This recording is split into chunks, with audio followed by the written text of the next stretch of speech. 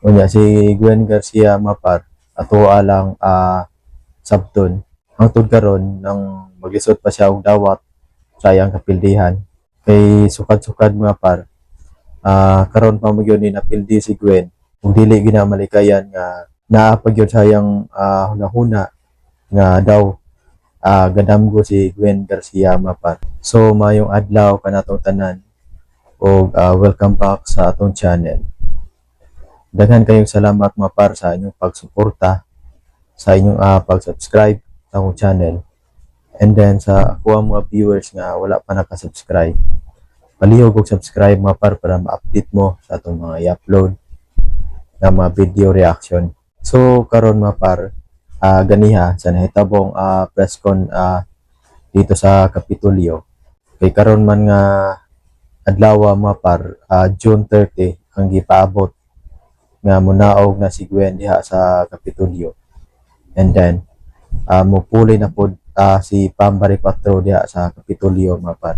Pero ganiha mapar wala gyud tay nakitaan ngadto, wala gyud tay nakita nga Gwen Garcia mapar nga ni attend sa gihimong press con kaniha sa Kapitolyo. So nagpasabot kana mapar nga si Gwen Garcia maglisod pa gyud siya og dawat sa iyang kapilihan kay wa man gyud siya maadto.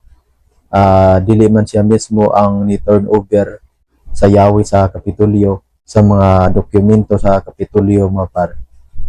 Iya lang gi pamaagi ngadto ni Hilario Davide. Si Hilario Davide na ang ni turn over sa yawi o sa mga dokumento sa Kapitolyo mapar ngadto ni Pam Baricotro. Believe me ko ni Hilario Davide mapar kay maayo kayong tao. Sa una pa mo gani si Hilario Davide mapar nga buotan gani nga pagkatao si Hilario Davide.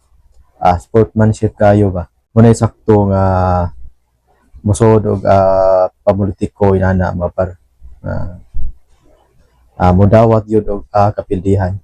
Unya si Gwen Garcia mapar ato alang sabton nga hangtod karon nang maglisod pa siya og dawat sa iyang kapildihan kay sukad-sukad mga par. Karon pa mo gyud ni napildi si Gwen kung dili gina malikayan nga naa pa gyud sa iyang hunahuna nga daw gadamgo si Gwen Garcia mapar. So daghan man sa mga factors ang hinungdan kun mga par sa iyang kapildihan. Usa sa gyud ang iyang attitude mga par. Dili na pareha si sa una. Medyo si Gwen Garcia mapar sa una okay man si Gwen sa una.